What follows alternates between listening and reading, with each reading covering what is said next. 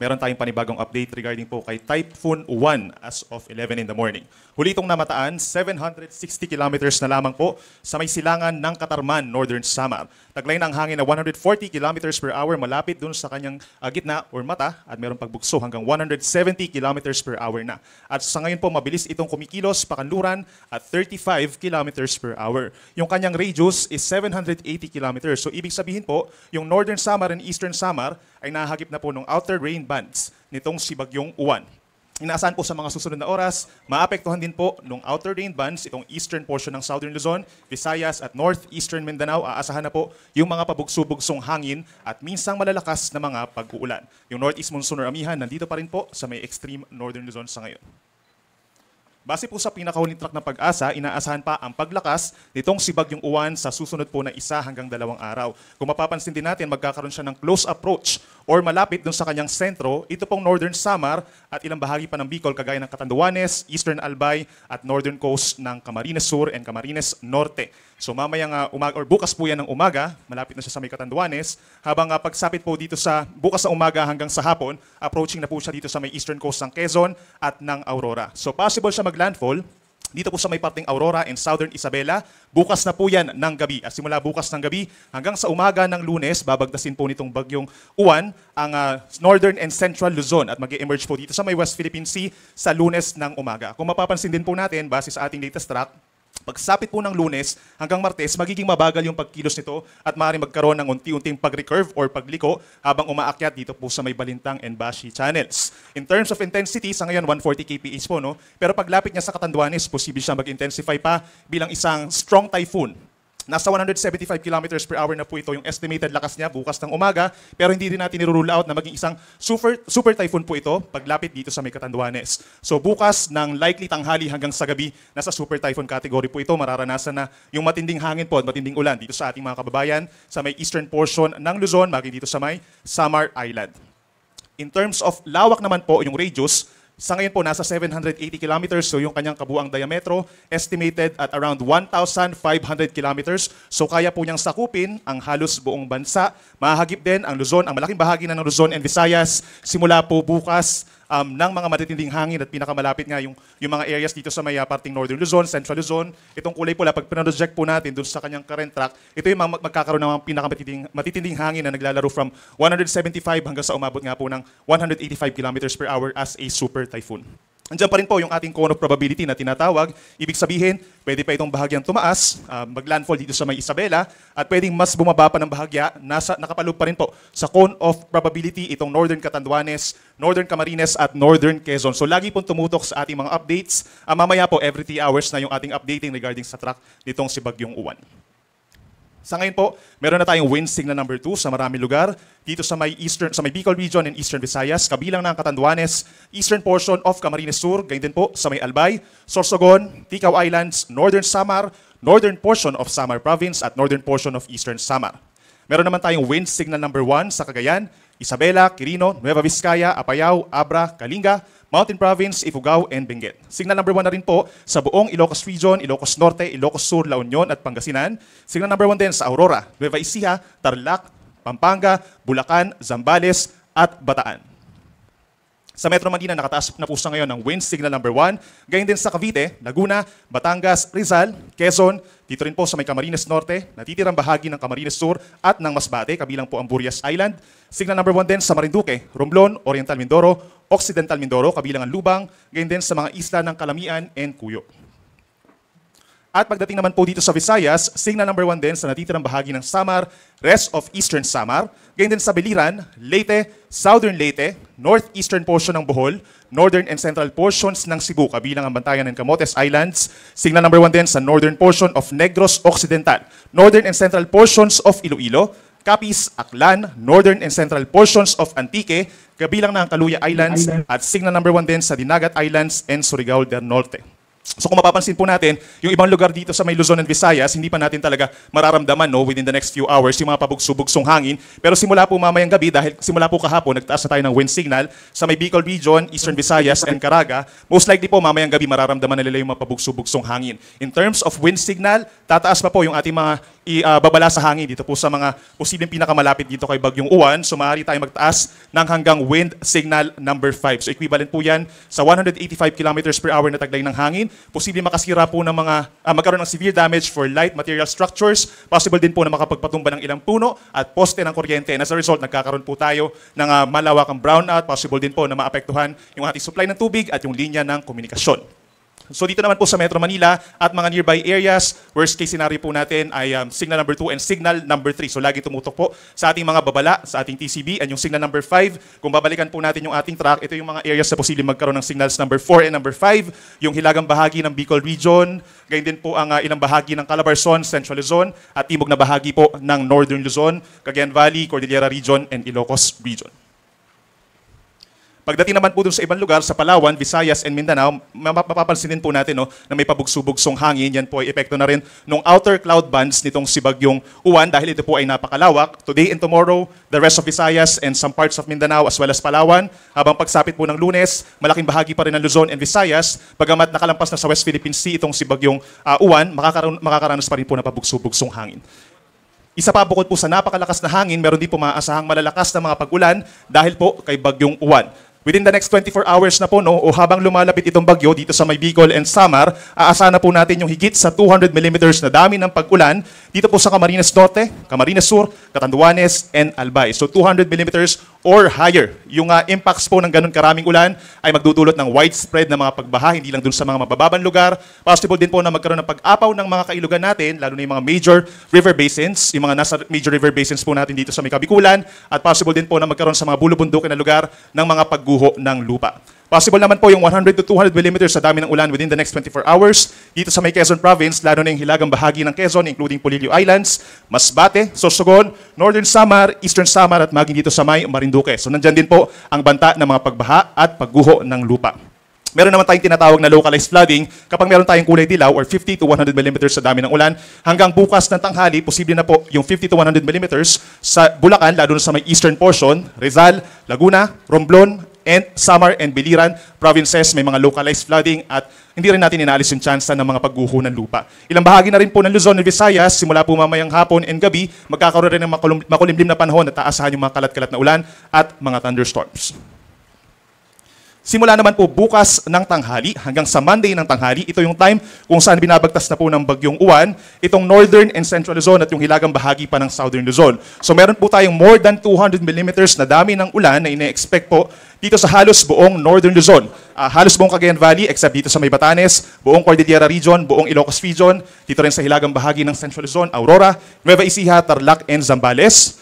Orange naman po, or nasa 100 to 200 millimeters sa dami ng ulan habang binabagtas ng bagyo ang Northern and Central Luzon, sa may Pampanga, Bulacan, Bataan, even dito sa may Metro Manila, buong Calabarzon, 100 to 200 millimeters, at maging dito rin po sa may Occidental Mindoro. Habang 50 to 100 millimeters ang posibleng dami ng ulan sa Oriental Mindoro, Marinduque, Romblon, Camarines Norte, and Camarines Sur sa pagtawid ng Bagyong Uwan. Inuulit natin, widespread incidents ng severe flood at landslides, lalo na dito sa mga bulubundukin ng Sierra Madre, Caraballo, and Cordillera Mountains, yung posibleng maramdaman ng ating mga kababayan doon.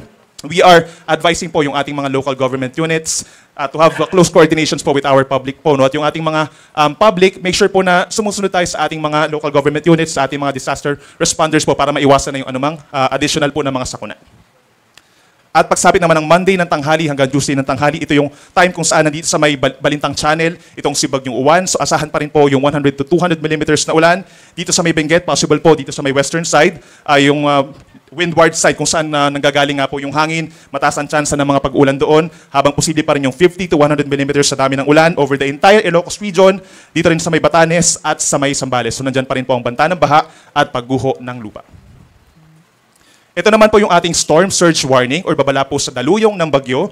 Dahil po inaasahan nga nakikilos towards Eastern Luzon, itong si Bagyong Uwan, meron po tayong more than 3 meters na posibleng daluyong within the next 2 days or hanggang sa araw po ng Lunes, dito po sa may Eastern Cagayan, sa Isabela, sa coastal communities ng Aurora, Eastern Quezon, kabilang ang Polillo Islands, Camarines Norte, Silangang Baybayin ng Camarines Sur, dito rin sa Catanduanes, Eastern Albay, Eastern Sorsogon, at maging dito rin po sa may Northern Pangasinan. With a strong emphasis po dito sa mga areas na may tinatawag natin na parang concave po or parang nakaharap, na parang pa-enclose. Kumbaga dito po, for example, sa may Aurora and Quezon, kung mapapansin po nila, parang nakapaloob or parang nakaharap siya for most of the bagyo, no? Nakaharap yung kanilang coastal community. So mas mataas yung chance na magkakaroon tayo ng 4 to even 5 meters na taas po ng daluyong.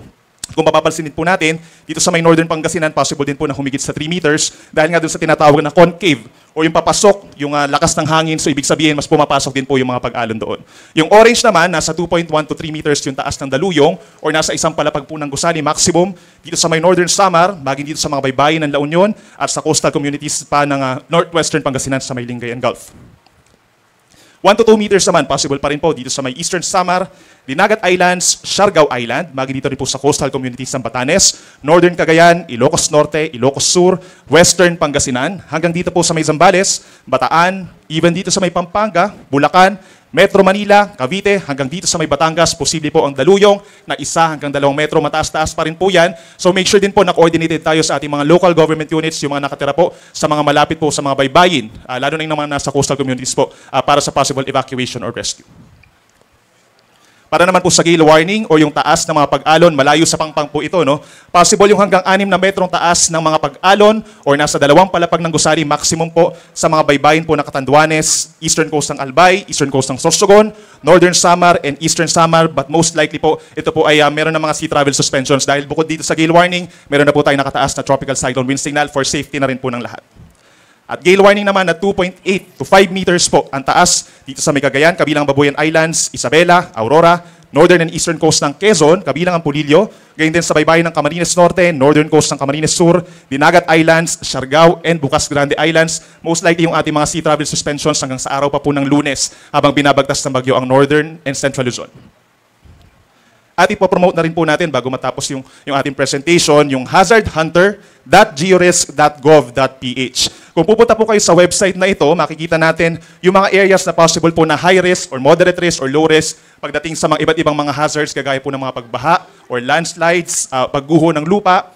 Makikita nyo po dyan, no, pag itadrag nyo or itatype nyo po yung inyong lokasyon, nakaspecify na po doon yung ating mga different parameters kung saan posible nga kayong magkaroon ng pagbaha sa inyong lugar. So pag nalaman nyo po na ganun po kataas yung inyong risk sa inyong lugar, make sure na naka-coordinate na kayo po sa inyong mga local government units kung kinakailangan po. Galing sa Angat Dam. Kasalukuyan po, 11 a.m., 3 gate po ang nakabukas sa Angat Dam, 3 metro ang opening at nasa 445 cubic meters per second ang nire-release na tubig. Medyo malaki po itong 445 cubic meters per second, kaya po inaalerto po natin ang ating mga areas likely to be affected. Yan po ay mga bayan sa Bulacan. Nakalista po dito, Norzagaray, Angat, San Rafael, Bustos, Baliwag, Pulilan, Plaridel, Kalumpit, Paombong at Hagonoy. Yan po ang mga posibleng maapektuhan ng pagtaas ng tubig sa mga kailugan. Gayon din po ang Ipo Dam na nakadugtong sa baba ng Angat Dam. Ang antas po ng tubig as of 11 a.m. is 100.79 meters. Tumaas po siya ng bahagya kumpara sa kahapon ng umaga. Mababa po siya sa kanyang critical level na 101.1 meters, pero malapit siya. So, nagpapakawala rin po ang Ipo Dam management ng tubig. 3 gate din po ang nakabukas, pareho sa Angat. 2.5 meters ang opening at nasa 354 cubic meters per second ang nire-release na tubig. Medyo malaki din po ito, so may effect po ito sa ating kailugan. At yun nga po, binabalaan natin ang ating mga kababayan at ating mga LGUs sa mga nabanggit na bayan sa Bulacan. Lamesa Dam naman po dito sa may Quezon City, ang antas po ay nasa 78.75 meters. Bumaba po ito in the last 24 hours. At ang kanyang layo mula sa normal high o yung kanyang overflow level ay 1.4 meters. Medyo malayo po siya, ano? So, pinoproject po natin na kinakailangan ng 275 millimeters estimated para po umabot siya dito sa overflow level. So, meron pong chance, hindi natin tinatanggal ang posibilidad na umabot po siya dito sa overflow level, pero mababa po. Kaya po, manatili po tayo nakaantabay sa mga updates pagdating dito sa antas ng Lamesa Dam. Gayon din po sa Upper Wawa Dam na nasa bayan po ng Rodriguez, Rizal. 125.60 meters ang kanyang water level. Medyo malaki po ang binaba niya simula kahapon. At katulad po ng Lamesa ay malayo po siya sa kanyang normal high water level na 135. So, pareho po ng lamesa, low chance of reaching the normal high water level or the critical level. Ito po ang ating inisyu na hydrological situationer para sa Angat River. Katulad po nung nabanggit natin kanina, meron pong pakawala ang Angat at Ipo Dam. Ito po ang mga munisipalidad na maaaring maapektuhan ng pagtaas ng tubig sa Kailugan. At ito po ang mapa galing sa bulubundukin ng Sierra Madre, Angat Dam, Ipo Dam, bayan ng Norzagaray, Angat, San Rafael, Bustos, Baliwag, Pulilan, Plaridel, Kalumpit, Paumbong at Hagonoy. Ang mga flood-prone areas po sa mga nasabing bayan, kailangan po nating maghanda at mag-iingat na po tayo sa pagtaas ng level ng ating Kailugan at posible na po ang pag-inundate o pagbaha ng tubig mula sa Kailugan patungo sa mga riverbanks natin. Dito naman po tayo dumako sa mga dam sa Northern Luzon. For Ambuklao Dam na nasa Bocod, Benguet, 749.95 ang kanyang water level. Bumaba po ito in the last 24 hours dahil nagbukas na po sila ng isang gate. Isang gate po, 0.3 meters ang opening at mababa lang po ang discharge o yung pakawala ng tubig, 48 cubic meters per second lang po. Mababa lang po ito pero hindi po natin inaalis ang posibilidad na magkaroon ng pagragasa ng tubig o pagtaas ng level ng tubig doon po sa mga kalapit na areas natin. So, sa Ambuklao Dam po, binabalaan po natin ang Barangay Ambuklao sa bayan po ng Bocod, Benguet na posible pong maapektuhan ng pagtaas at mabilis na pagragasa ng tubig pababa. Ang Binga Dam naman po na nakakonect sa Ambuklao ay nasa 573.59. Bumaba po siya ng konti kumpara kahapon at nasa 1.41 meters below the critical of 575. Meron na po silang nakabukas na isang gate din, 0.3 meters at nasa 55 cubic meters per second ang pinapakawalang tubig. Mababa lang po ito, pero pinapaalalahanan po natin na hindi po ibig sabihin ito wala na siyang epekto sa ating Kailugan. So, for Binga Dam, Barangay Ambuklao at Tinongdan sa bayan po ng Itogon, Benguet, maaari pong maapektuhan. Para naman po sa San Roque Dam, which is the major dam na dito sa tatlong magkakakonect, na nasa Pangasinan po ito, 272.19 meters ang kanyang water level.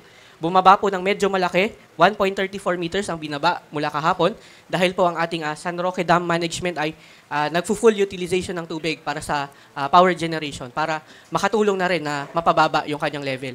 Dahil nga po, yung Ambuklao at Binga nakakonect sa San Roque Dam, sinasalo po niya yung pakawalang tubig. Kaya inaasahan po natin na kapag nagpaulan na po itong ating binabantayang bagyo ay magiging mataas, mabilis o yung pagtaas nung ating San Roque Dam. At ang tinataya po nating estimated rainfall na makakapagpaabot dito sa San Roque Dam sa kanyang critical level ay nasa 150 meters. So sa weather advisory po na diniscuss ni Mr. Benison kanina ay definitely po mahihigitan itong 150. Kaya po in conclusion ay malaki po ang chance, almost sure na magbubukas itong San Roque Dam. At kapag nagbukas po siya, mag-aabiso po tayo sa mga bayan sa Pangasinan bago mag-open ng gate para po makapaghanda pa rin ang ating mga kababayan. Ito po ang ating hydrological situationer para naman po sa Agno River. Ambuklao at Binga Dam nagpapakawala. May isang gate na bukas pareho. Ito po ang ating mga barangay na inaabisuhan natin to take necessary precautionary measures. Maghanda na po. Maging aware po tayo sa ating paligid at mag-antabay po tayo sa mga updates sumunod sa ating local government units ng mga kanilang directives. Ito po ang mapa. Ambuklao Dam, dadaloy po sa Barangay Ambuklao. Then pupunta sa Binga Dam, dadaan sa Barangay Tinongdan at Dalupirip. Bababa naman po ang pakawala ng Binga Dam papuntang San Roque Dam. Kapag po in the event na magbukas ang San Roque Dam, ang mga potensyal na maapektuhan po ay mga bayan sa Pangasinan. San Manuel, San Nicolas, Asingan, Tayug, Santa Maria, Villasis, Rosales, Santo Tomas, Alcala, Bayambang at Bautista. Dito naman po tayo sa Pantabangan Dam sa may Nueva Ecija. Isa po ito sa mga pinakamalapit sa track ng ating bagyo. Nasa 214.43 meters ang kanyang kasalukuyang antas. Bumaba po ito ng bahagya in the last 24 hours. Medyo malayo po siya sa kanyang normal high water level o yung critical level of 221. Nasa 6.5 metro pa higit yung kanyang agwat. So, ang estimated rainfall natin para maabot niya yung kanyang critical is 500 millimeters. Sa atin pong weather advisory na na-discuss kanina, more than 200 millimeters ang inaasahan dito sa may area ng Pantabangan Dam. So, maaari pong maabot itong 500 millimeters lalo na kung magbuhos ng ulan ng matagal na panahon itong ating bagyo over the watershed of Pantabangan Dam. Sa kasulukuyan po, nagtaas na po tayo ng communication natin with the Pantabangan Dam operations at nagtaas na po tayo ng flood warning sa kanila. We are in constant communications na po ngayon. For Magat Dam, nagbukas na po sila ng gate mula pa po nung Huwebes ng umaga at sa kasalukuyan po may 2 gate na nakabukas, 4 na metro ang kanilang opening at 966, almost 1,000 cubic meters per second ang kanilang pinakakawalang tubig. So, ang ibig sabihin po ng nitong ating discharge, mataas po ito, ang kakayahan po ng tolerable flow, yung kumbaga yung kaya ng ating ilog dito sa Magat River ay nasa 1,600. So kung nasa 1,000 ang ating pakawala ngayon, medyo magkakaroon na siya ng significant effect doon sa ating kailugan. Kaya po, binabalaan po natin ang areas likely to be affected ng pakawala ng Magat Dam. Isang bayan po sa Ifugao, yun po yung Alfonso Lista, at mga bayan sa Isabela. So ito po, Ramon, San Mateo, Aurora, Cabatuan, Luna, Reyna Mercedes, Burgos, Nagilian, at Gamu. Again, inaabisuhan po natin ang ating mga kababayan, makipag-cooperate po tayo sa ating mga LGU, sumunod po tayo sa ating mga LGU. Ang antas po ng Magat Dam ay nasa 185.25. Malaki po ang binaba niya para din po makapagbawas ng water level bago pa man dumating yung ating bagyo para kapag nagpaulan na siya, hindi magiging ganon kalakas yung pakawala ng Magat Dam. For Caliraya Dam na nasa Laguna naman, nasa 287.01 meters ang kanyang antas. Bumaba po ito in the last 24 hours at considered po natin na low risk itong Caliraya Dam dito sa ating nakikitang bagyo. Ito po yung ating hydrological situationer, nagpapakita ng ating babala for Magat Dam. We are advising the residents and the LDRMCs, LGUs natin, to be alert for possible flash floods. Again, medyo malakas po yung pakawala ng ating Magat Dam. Maaari po ang rumaragasang tubig ay bumaba dito sa ating Magat River at magpataas significantly ng ating level ng ilog. Again, areas likely to be affected, mga bayan po sa Isabela at isang bayan sa Ifugao. Sa ating pong mga general flood advisories, flood monitoring na po ang ating ini-issue. Ibig sabihin po, we take necessary precautionary measures. We increase the awareness, mag-antabay po tayo sa mga further updates. Kung meron po tayong mga dapat gawin to prepare for flood, gawin na po natin ngayon pa lang. Yan po ay nakataas over Region 4A, Calabarzon, lalo na po yung probinsya ng Quezon. And then Region 5, Bicol Region, Region 8, Eastern Visayas, Region 10, Northern Mindanao, and Region 13, Caraga. So ito pong ating General Flood Advisory, effective po hanggang mamayang alas 6 ng gabi at inaasahan po natin madadagdagan na siya ng mga areas dito sa may Central Luzon, Northern Luzon at CAR. So mag-antabay po tayo sa ating mga further updates. Meron na rin pong flood advisory ang in-issue ang Cagayan River Basin na nakabase po sa Tuguegarao. Ngayon lang pong alas 11 ng umaga. Ibig sabihin po, ina-alerto na po natin ang mga nakatira malapit sa ilog ng Upper Cagayan, Middle Cagayan at Lower Cagayan. Nakasulat po dito ang mga tributaries, yung mga ilog na maliliit, katulad ng Ganano, Magat, Sifu, Malig, Pinakanawan River, Ilagan, Tumawini at San Pablo, Pinakanawan de Tuguegarao, Chico River, Pared River at Dummun. Inaabisuhan na po natin ang mga LGUs at ating mga kababayan sa mga nasabing munisipalidad at mga sakop na maliliit na ilog. Maghanda na po tayo sa posibleng pagtaas ng level ng ating mga kailugan. Gusto lang din po namin ibahagi sa inyo ang mga ginagamit na flood model ng Pag-asa para po makapagbigay tayo ng mga flood advisories natin. Ang naka-flash po ngayon ay yung sa Cagayan River Basin. Nandito po sa kaliwang bahagi yung tinatayang pag-ulan base po sa model. At nandito po ang graph ng pag-ulan. So magpipeak po ang ulan. Ang pinakamalakas na ulan ay around gabi ng Linggo at madaling araw ng Lunes. At dito naman po ang inaasahan nating level ng pagbaha. So kung mapapansin nyo po ang mga kulay dito sa ating mga kailugan, kulay pink halos. Ibig sabihin, mahigit 2 metro ang pwedeng itaas ng kailugan natin. Halimbawa po, meron tayong ilog dito sa may isang bahagi ng Isabela. Ang level po niya, dadagdagan natin ng 2 metro. At iyon po ang magiging maaabot niya pagka nagpaulan na po ang ating bagyo. At yun po ang maaaring magpabaha dito sa ating mga riverside areas at mga flood-prone areas. Ito po ang ating time step ng ating mga model. Ito po ay sa bukas ng gabi, linggo ng gabi. Ang mga pag-ulan po at pagbaha ay concentrated pa po around the Sierra Madre, Caraballo, and the Cordillera Mountains. Meron na rin pong mga pagbaha na inaasahan dito sa may parts ng Quirino at parts ng Isabela. Ngayon, kapag nakaulan na po, bababa yung tubig papunta sa ating mga kailugan. Yun pong mga nabanggit nating tributaries kanina. Kaya po naging pink na po yung ating mga ilog. Tataas na po ang level nila. So dito po sa may part ng Ifugao, Nueva Vizcaya, sa may part ng Quirino, at dito sa malaking bahagi ng Isabela, ay makakaranas na po tayo ng matinding pagbaha dito po sa ating mga flood-prone areas. Kaya po ating mga LGU, ating mga kababayan ay mag-take na po tayo ng necessary action. Ito pong pangalawang picture ay nasa 8 a.m. ng Lunes, November 10. Itong pangatlong picture ay nasa 8 p.m. ng November 10, Lunes.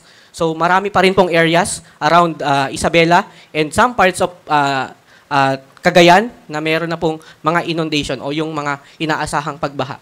At hanggang November 11 po, Martes ng madaling araw, malawak pa rin po ang inaasahan nating pagbaha dahil pababa pa lang po yung tubig galing sa mga kabundukan, bababa po sa ating mga kailugan.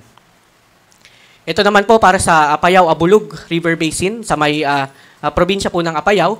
Ganun din po, bukas ng gabi, alas 8 ng linggo, ay nakakasimula na po ng mga pagbaha dito sa may bulubunduking bahagi ng Apayao. At bababa po ito, 2 a.m., kalat na po ang kanyang inundation o yung pagbaha natin. At 8 a.m. ng Lunes ay nandito na po sa may upper part ng Apayao River Basin, sa may bayan po ng Abulug, sa may Cagayan, yung ating inaasahang pagbaha. At hanggang November 10, 2 p.m., hapon po ng Lunes, meron pa rin po tayong inaasahang pagbaha dito sa may part na ito ng River Basin, sa may Abulug. For Abra River Basin, ganun din po, mahigit 2 metro inaasahan natin na pagbaha sa mga kailugan natin. As well as for Agno River Basin, lalo po dyan sa may Dagupan, sa may parts ng Pangasinan.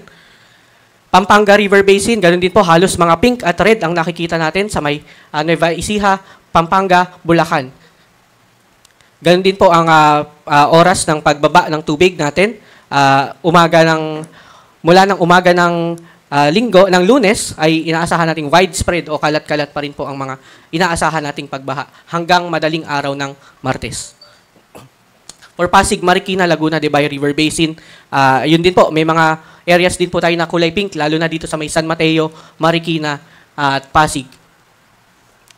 For Bicol River Basin, kalat-kalat po ang magiging pagbaha dito sa over the river basin. So, Cam Norte, Camarines Sur, at parts ng Albay ang inaasahan po natin na maaari pong mabaha.